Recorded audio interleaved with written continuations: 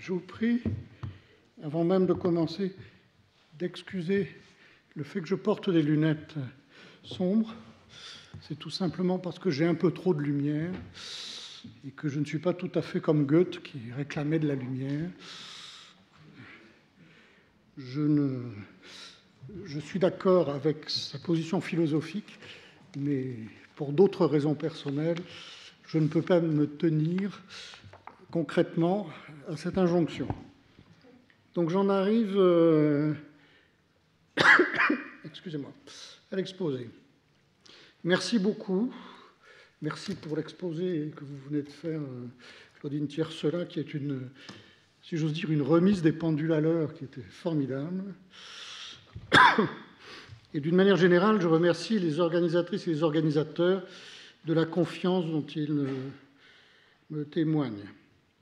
Pour ma part, en considérant Einstein et le Collège de France, je voudrais vous parler des attentes à son égard de deux des principaux historiens de la première moitié du XXe siècle. J'entends par là Henri Baer, né en 1863, décédé en 1954, fondateur de la Revue de synthèse historique, devenue depuis Revue de synthèse. Baer fut en fait un formidable entrepreneur intellectuel, à propos duquel j'espère vous donner quelques clés qui feront comprendre la manière dont il a écouté et entendu Albert Einstein lors de son passage à Paris. L'autre historien, c'est Lucien Febvre, 1878, décédé en 1956, qui fut professeur au Collège de France à la chaire d'histoire de la civilisation contemporaine. Histoire, je souligne, civilisation contemporaine. Vous allez voir que ça a une importance. Très actif collaborateur du président à la synthèse, comme on disait jadis, et non moins entreprenant, Febvre prit par exemple la direction en 1932 de l'Encyclopédie française, alors que 3 ans plus tôt, il avait fondé avec le médiéviste Marc Bloch la nouvelle revue Les Annales, Histoire économique et sociale. Et puis quelques années plus tard, en 1948, il fondera la 6e section de l'École pratique des hautes études, dévolue comme les Annales à l'histoire et aux sciences économiques et sociales. Le socle de la révolution historiographique propre à la première moitié du XXe siècle a ainsi été scellé par ces deux savants fort actifs, et c'est seulement dans les années 80-90 du XXe siècle qu'a circulé de manière autocritique l'expression « crise de l'histoire » pour désigner une certaine crise du modèle historiographique issu des Annales, il est vrai entre-temps remodelé par Fernand Braudel. Cette crise a suscité parmi les historiens une tentation de mise en abîme que Roger Chartier a élégamment exprimée dans le titre d'un de ses ouvrages, « Au bord de la falaise, l'histoire entre incertitude et inquiétude ». De là mon titre, qui ironise aussi sur le célèbre opéra de Philip Glass. Or, précisément en 1998, le philosophe romain Enrico Castelli Gattinara, élève de mon regretté collègue de l'École des hautes études Ernest Coumet, dont le grand-père, qui lui-même s'appelait Enrico Castelli Gattinara, était un familier de la Revue de synthèse en son temps. Donc, le jeune Enrico Castelli publiait sa thèse « Les inquiétudes de la raison » et il mettait en évidence un impact des questions phénoménologiques, elles-mêmes provenues de l'apparition de la nouvelle physique en bonne part, donc un impact de cette phénoménologie sur la nouvelle histoire. Et ce geste, disons, historiographique et d'histoire de la philosophie a été très remarqué en son temps. À 60 ans de distance, la physique d'Albert Einstein, principalement, et la nouvelle historiographie sont ainsi, à mes yeux, sur la brèche d'une rencontre transdisciplinaire effective, aussi étonnant que cela paraisse, et parfois périlleuse. Ce qu'il faut mesurer afin de nous prémunir contre certains des périls dont il vient d'être question, périls qui ont conduit, il y a 20 ans, à un cataclysme savant, enfin académique, comme on dit aux États-Unis, qui s'appelle les Sciences War, où les différentes disciplines se sont entredéchirées, précisément sur des questions telles que le relativisme, etc. C'est en prévision, disons, c'est pour éviter qu'une telle catastrophe se renouvelle à l'avenir qu'œuvre l'actuelle revue de synthèse, dont j'ai l'honneur d'être le directeur. Donc, on l'a dit plusieurs fois, Albert Einstein est venu au collège entre le 28 mars et le 10 avril 22. Il y a donné une conférence le 31 mars, 3 séances de discussion les 3, 5 et 7 avril. Bon, Einstein sera de retour à Paris en 29, soit dit entre nous, quelques mois après ou avant, enfin pratiquement à peu de choses près, au moment où Husserl lui-même a donné une conférence en Sorbonne.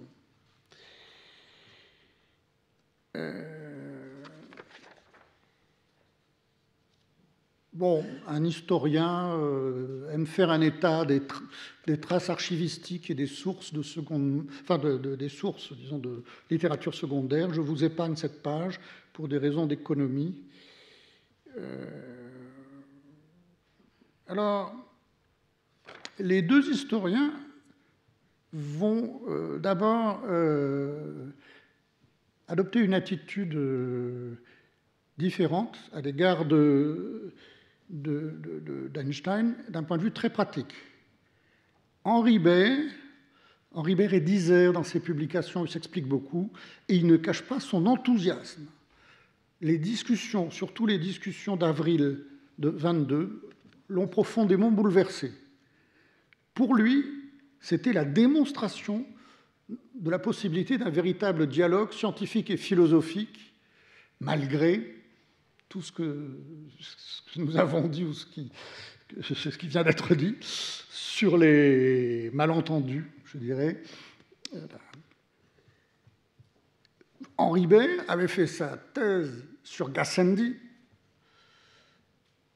et voyait dans cette circonstance parisienne de 1922 la réitération du réseau de correspondants de Gassendi, de cet esprit encyclopédique du XVIIe, voire d'autres itérations de cet esprit de dialogue, disons, interdisciplinaire, comme on ne le disait pas encore à l'époque. Je me permets, comme 18e d'oser cet anachronisme. Il songeait à d'Alembert, il songeait à Condorcet principalement. Et dans l'enthousiasme de la venue de Einstein, il propose à Paul Doumer, qui est un ami proche, la création d'une fondation pour la science, Centre international de synthèse,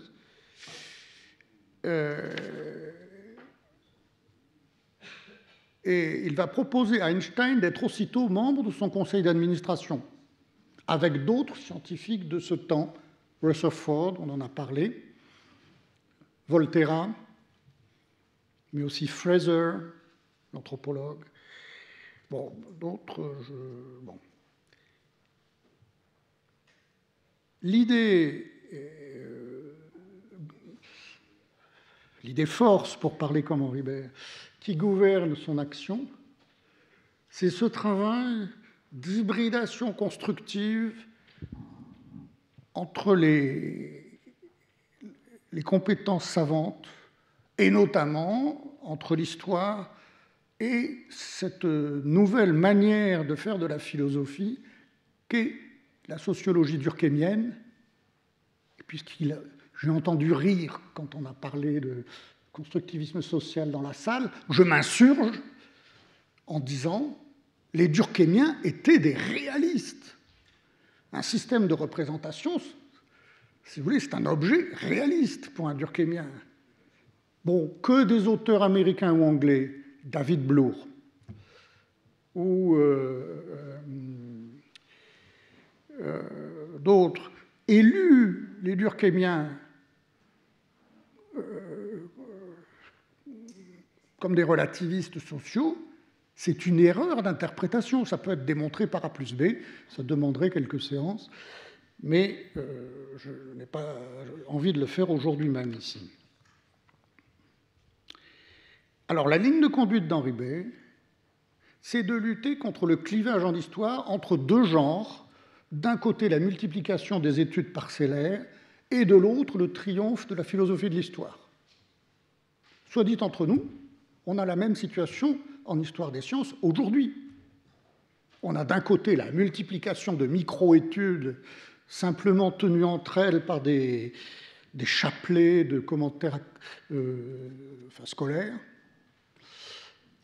scolastiques, et de l'autre, des vues de philosophie ou d'épistémologie ou tout simplement d'idéologie, quelquefois politique, sans même être sociale, parce que les gens qui portent le mot social dans ce discours, ils ne savent même pas ce que c'est que les sciences sociales. J'ai fait l'expérience de leur demander « dites-moi ce qu'est un fait social », ils sont incapables de répondre. Donc, vous voyez, on peut, en songeant à la situation actuelle, se dire ce que c'était il y a 20 ans pour un historien novateur comme Baer. Il s'agissait de forger, de fonder une nouvelle méthode sur le modèle de ce qu'il avait vu chez les Durkheimiens. Donc,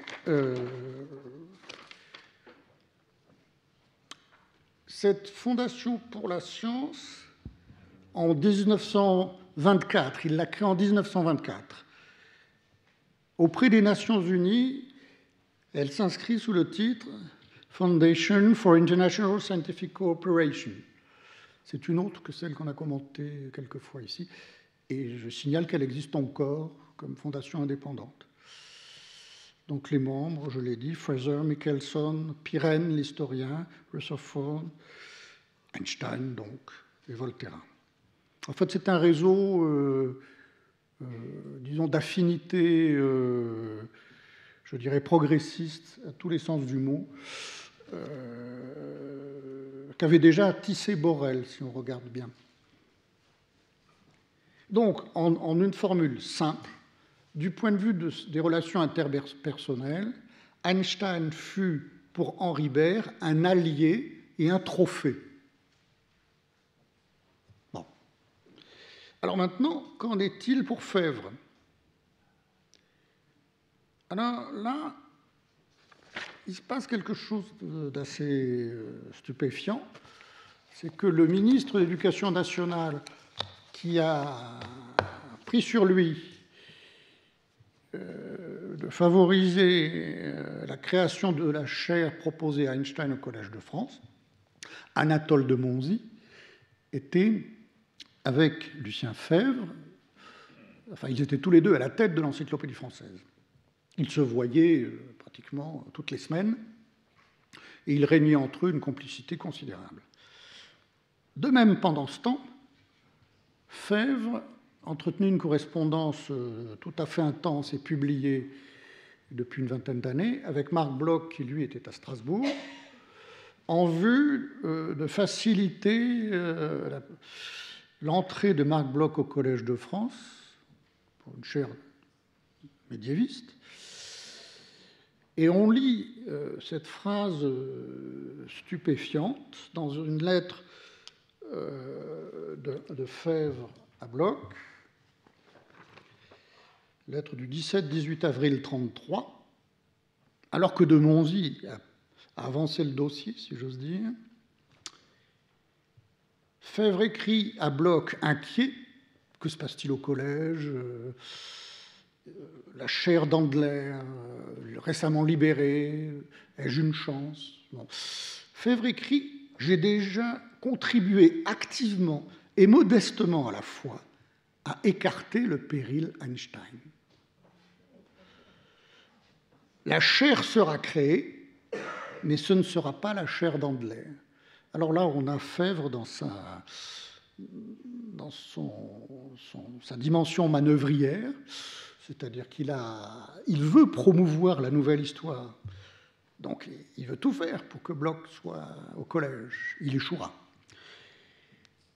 Et il essaye d'écarter les entraves, tout en ménageant quand même des possibilités pour Bloch.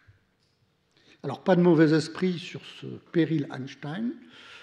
C'est un péril à l'égard de l'éventuelle approche de Marc Bloch. Alors, je passe à la préoccupation savante de Baire pour les travaux d'Einstein. Sa thèse de 1898, Baire, répondait à l'actualité de la recherche philosophique des deux côtés du Rhin. Les bouleversements qui avaient affecté les fondements de la géométrie et de l'algèbre avaient éveillé l'attention des philosophes sur une nécessaire révision de la théorie de la connaissance kantienne. Ce mouvement néo-kantien, par exemple, les novateurs du monde de la sociologie, Durkheim d'un côté en France, Simmel du côté allemand, en sont partie prenante. Et Henri Baire considère qu'il faut l'aborder sous l'angle d'une histoire des connaissances. Telle est son approche.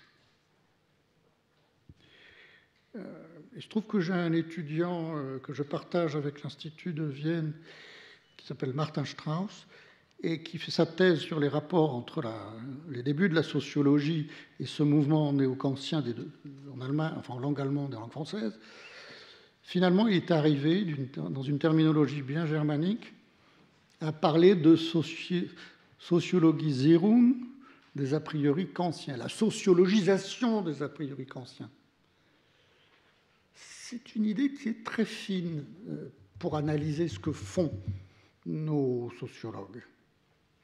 Et un philosophe et historien comme Baire est pris dans ce mouvement, d'autant plus que Baire est très attentif aux travaux des sociologues de langue française et de langue allemande de son temps. Et puis, on a parlé du congrès 1900, je crois, ce matin ou hier. Il ne faut pas oublier que pendant le congrès de Paris, l'exposition universelle 1900, il y a eu un grand congrès international de philosophie qui s'est tenu à Paris, et que les sociétés des différents pays, les sociétés philosophiques des différents pays, se sont entendues sur un programme commun de de publication des œuvres complètes de Leibniz. Et quels sont les petits soldats français et allemands qui vont être mobilisés? En Allemagne, c'est Ernst Cassirer qui soutient sa thèse en 1903 sur Leibniz. En France, et il faut le dire dans cette salle même, c'est Maurice Halbwachs qui publiera en 1906 le petit ouvrage de référence sur l'œuvre du philosophe de Hanovre. Ceux qui m'ont entendu l'an dernier, ici même, enfin dans une itération antérieure de ce cycle, m'ont entendu dire que Halbwachs, alors qu'il était professeur à Strasbourg, étant informé de la publication de l'article de Heisenberg sur le principe d'incertitude, dans son carnet, puisqu'il avait des carnets où il notait ses réflexions philosophiques et savantes, immédiatement identifie en quoi cela altère les conceptions de la causalité. C'est pour vous dire qu'un bon durkheimien, avec cet arrière-plan de réforme du kantisme, de réforme par la méthode sociologique, je parle là comme Durkheim, c'est une méthode,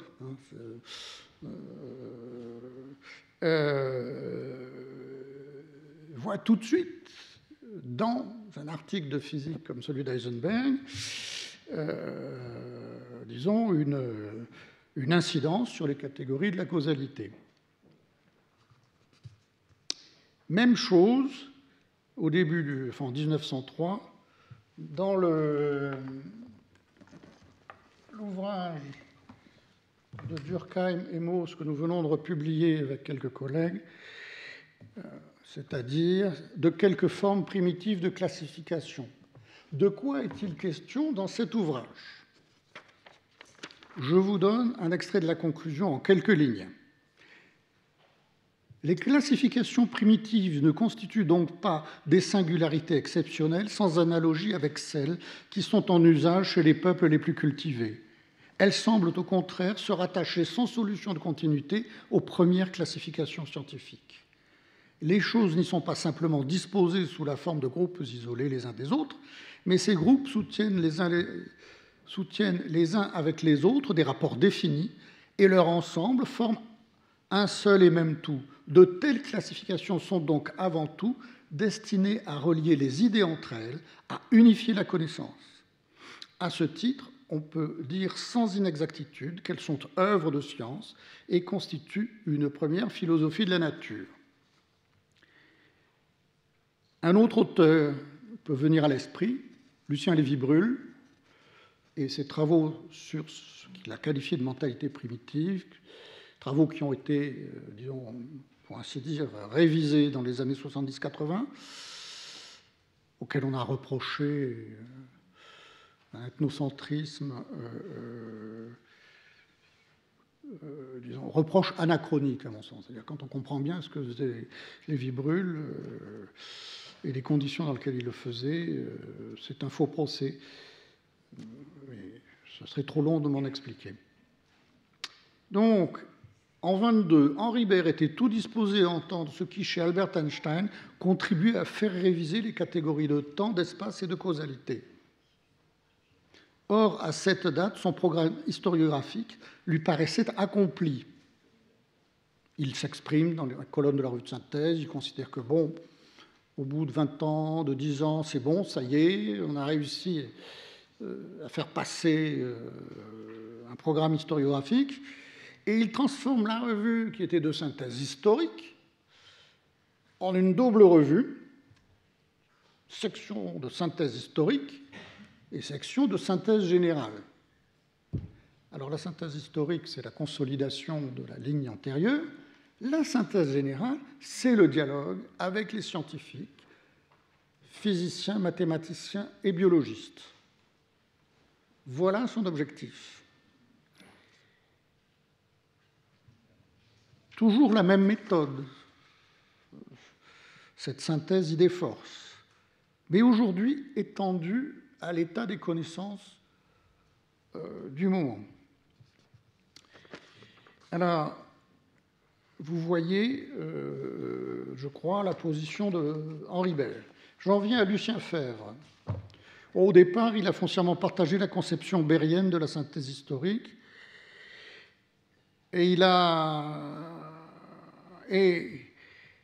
je pense qu'il est pertinent d'aller considérer son grand ouvrage, Le problème de l'incroyance au XVIe siècle, La religion de Rabelais, publié en 1942.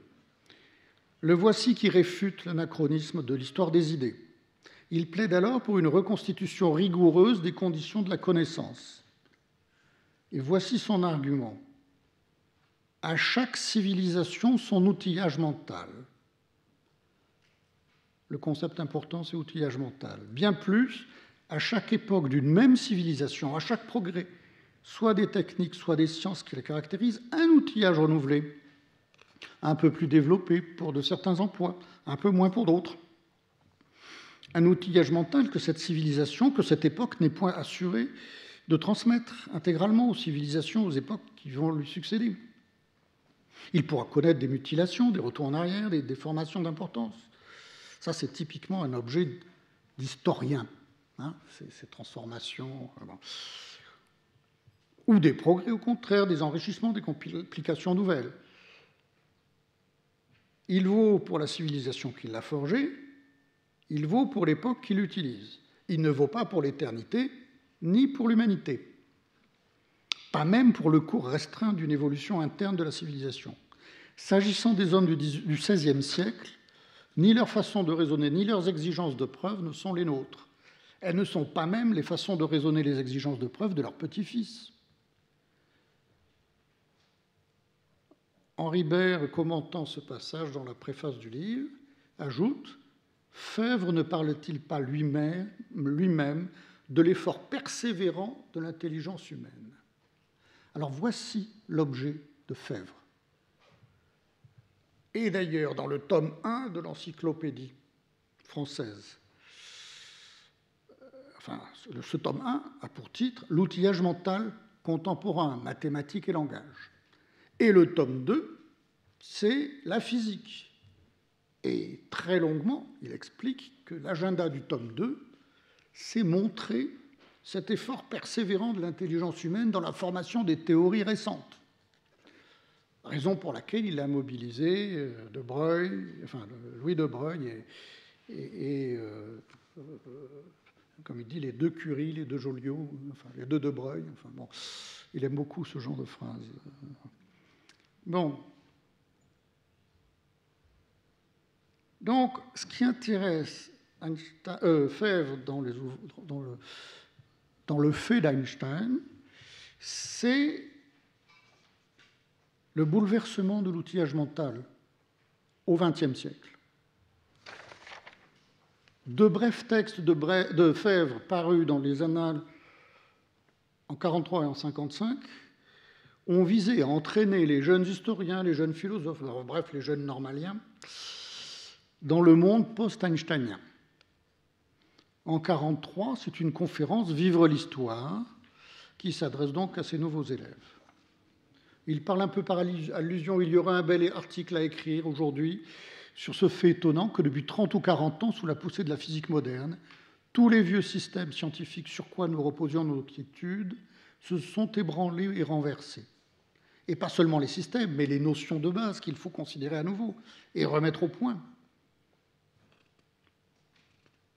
Car les historiens peuvent ne pas s'en apercevoir, la crise de l'histoire, et on a vu que le mot crise est dans le vocabulaire de Valéry, il est aussi dans le dispositif conceptuel de Husserl, n'a pas été une maladie spécifique frappant l'histoire seule. Elle est un des aspects, l'aspect proprement historique d'une grande crise de l'esprit humain, ou plus précisément, elle est l'un des signes,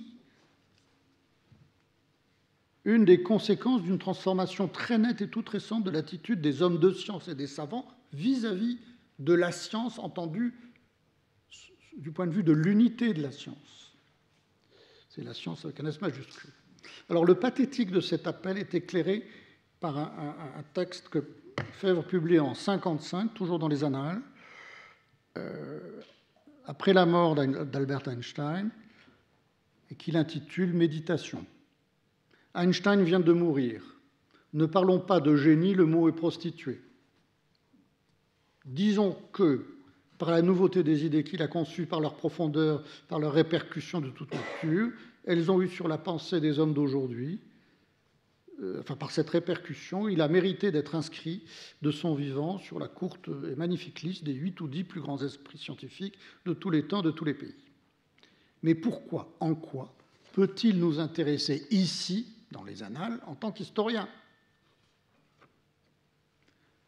En quoi et pourquoi l'apparition et l'œuvre de cet homme, cet extraordinaire éclatement d'intelligence, doit-il être rappelé dans une revue tout entière consacrée à l'élaboration d'une histoire science de l'homme ? L'histoire ne se sépare pas des disciplines qui l'entourent. Aucune discipline ne se sépare jamais de ses voisines. Toutes sont liées entre elles par une solidarité effective et puissante. Il se peut que cette solidarité ne soit pas perçue spontanément par les hommes qui cultivent tel ou tel domaine particulier. Il se peut que ces hommes se réduisent volontairement au rôle de spécialistes dont une paire de solides œillères constitue l'équipement essentiel. C'est Fèvre qui parle comme ça, il est toujours assez cru dans son... Cet aveuglement n'empêche pas les sciences, à la même époque, toutes les sciences, de baigner dans un même identique climat. La crise de l'histoire, l'incontestable crise qui traverse l'histoire dans notre monde contemporain, les attaques dont elle est l'objet de plusieurs côtés opposés à la fois, les incertitudes et les tournoiements sur elle-même dont elle donne le spectacle au quotidien, tout cela n'est pas la séquelle d'une maladie propre à la vieille Clio. Tout cela est l'aspect spécifiquement historique d'une grande crise de l'esprit.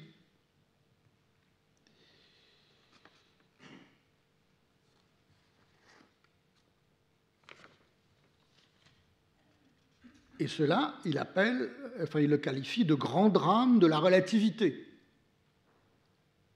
Alors j'espère que vous m'avez suivi quand j'ai essayé de vous restituer ce que je pourrais appeler l'outillage mental de Lucien Febvre. Donc, pour lui, une époque savante est caractérisée, disons, par une unité des sciences, unité donc, dont le propre est donc une homogénéité des outillages mentaux, et cela est caractéristique d'une civilisation. Donc s'il y a une brèche dans les catégories du temps, de l'espace, de la causalité, de tout ça, c'est une subversion des outillages mentaux antérieurs qu'il n'aborde pas de manière défensive, au contraire, dont il dit aux étudiants, aux jeunes étudiants qu'il a en face de lui, allez-y, informez-vous et prenez au sérieux le fait que, en étant historien, anthropologue, linguiste, tout ce que vous voulez, vous avez à travailler dans ce monde-là. Alors, un peu plus loin dans le même texte, il qualifie cette crise de civilisation décivilisée. Or, je vous rappelle qu'il était professeur de la chaire d'histoire de la civilisation moderne. Donc il faut comprendre que et la civilisation moderne va pour lui de pair avec l'essor disons, des sciences au XVIe siècle. Donc il y a chez Febvre une angoisse liée à son expérience de la Première Guerre mondiale. Ça se retrouve dans ses correspondances de la Seconde Guerre mondiale. Une angoisse de la décivilisation. Et pour lui, enquêter enfin d'abord prendre de plein pied l'état des sciences, de toutes les sciences du XXe siècle, enquêter en l'occurrence sur ces outillages mentaux anciens, c'est se donner le moyen d'affronter cette crise. Alors, il est malheureusement 32 minutes. J'avais 30 minutes, si j'ai bien compris. Pardon ? Oui, j'ai une page si je saute l'avant-dernière. Dans l'avant-dernière, j'aurais donné 3 pistes méthodologiques, disons, pour un agenda d'histoire des connaissances ou d'histoire des sciences à tenir aujourd'hui. Je m'en abstiens, je ne suis pas là pour faire ma promotion. J'en ai parlé dans un exposé la semaine dernière, dans un autre lieu. Mais je résume en un mot, donc ça tiendra, je pense, dans le temps. Baird et Febvre, dans ce mouvement qui commence à la fin du XIXe siècle, tentent une opération d'historicisation, si vous me permettez cette formule un peu à l'allemande, des a priori kantiens. Vous voyez ?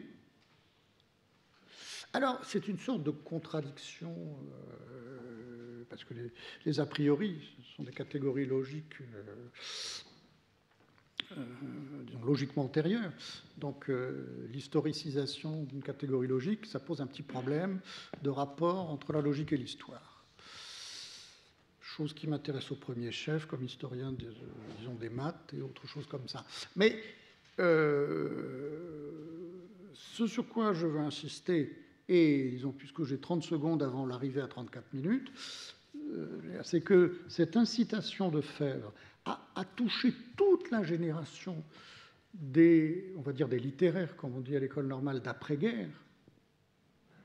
Et je ne suis pas surpris que dans cette génération, on ait trouvé une quantité considérable de gens qui se sont emparés, disons, de la physique contemporaine, en jonglant avec les analogies, en travaillant les métaphores, etc. Bref, en préparant la Sciences War.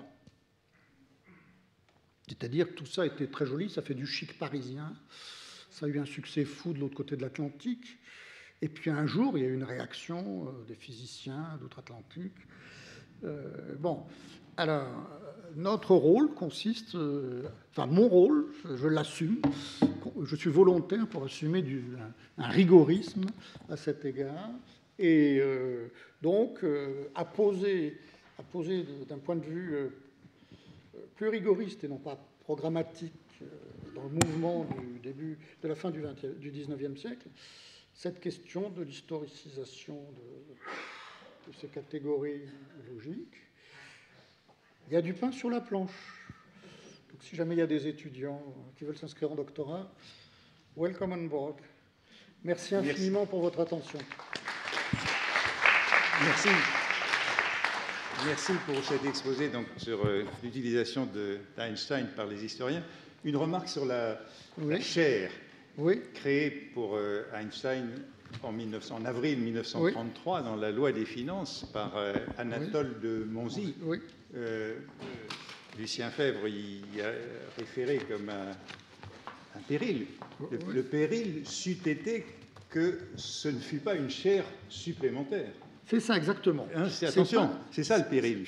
C'est que, au fond, Langevin voulait faire venir Einstein, qui était chassé de Berlin, et cette chaire, elle aurait été prise sur le volant des chaires disponibles. Or, ce qui s'est passé, je le rappelais hier matin, c'est qu'Anatole de Monzy, sans consulter l'Assemblée des professeurs, parce qu'il n'y avait pas le temps, mais avec leur accord, a créé cette chaire. Et donc, le péril était donc il faut faire cette mise au point, et je suis désolé de ne pas avoir pris le temps de faire ce développement, parce que c'est tout à fait juste, parce que sinon il y aurait des malentendus liés à la personne d'Einstein ou à la personne de Febvre, d'autant plus que le destin malheureux de Marc Bloch pendant la guerre, et le fait que Febvre ait voulu coûte que coûte publier les annales pendant la guerre, a fait l'objet de surinterprétations de très mauvais goût dans l'historiographie. Alors, donc, juste un mot de plus sur cette chaire, parce que c'est tout de même intéressant. Elle a été créée en 1933 pour Einstein, qui ne l'a pas occupée. Oui. Qui n'a pas occupée, et donc elle est restée libre. Elle est restée libre, heureusement, puisque en 1944, à la Libération, c'est cette chaire qui a permis de trouver une place pour les professeurs qui avaient été chassés. Puisque n'oublions pas que Langevin avait été forcé de prendre sa retraite, qu'il avait été remplacé par Maurice de Breuil, et que Maurice de Breuil, ils ont tous les deux coïncidé pendant 1 an à peu près. Et puis surtout, il y avait Mandelbrot, qui était parti aux États-Unis, à Rice, et on l'avait remplacé. Dans sa chaire avait été élu. Bon, maintenant, je suis obligé, je ne sais plus qui avait été élu dans cette chaire, mais toujours est-il qu'en 1944, on s'y rappelait qu'il y avait la chaire d'Einstein. Et c'est celle-là qui a permis de retrouver une place pour les professeurs qui avaient été révoqués. Et c'était un drôle de destin de penser que c'est cette chaire-là. Il est bon d'avoir un tampon. C'est cette chaire-là qui a permis de trouver une place aux professeurs chassés du Collège de France. Bon, sinon, moi je me demande si il y a une utilisation de cette métaphore einsteinienne par les historiens, mais est-ce plus qu'une métaphore? C'est-à-dire que les mots-clés, ce sont vraiment espace et temps. Si on regarde les articles de la revue de synthèse historique ou générale et des annales, disons, postérieures à la Seconde Guerre mondiale, la fréquence d'articles qui s'intitule « L'espace et le temps chez les blablabla » est considérable. C'est-à-dire que c'est une espèce d'enquête qui a été promue par les deux historiens. Il nous manque... Enfin, les anthropologues ont essayé quand même de faire une synthèse de tout cela, mais là aussi, il y aurait des choses intéressantes à développer. Une ou deux questions qui peuvent se poser. Oui, oui.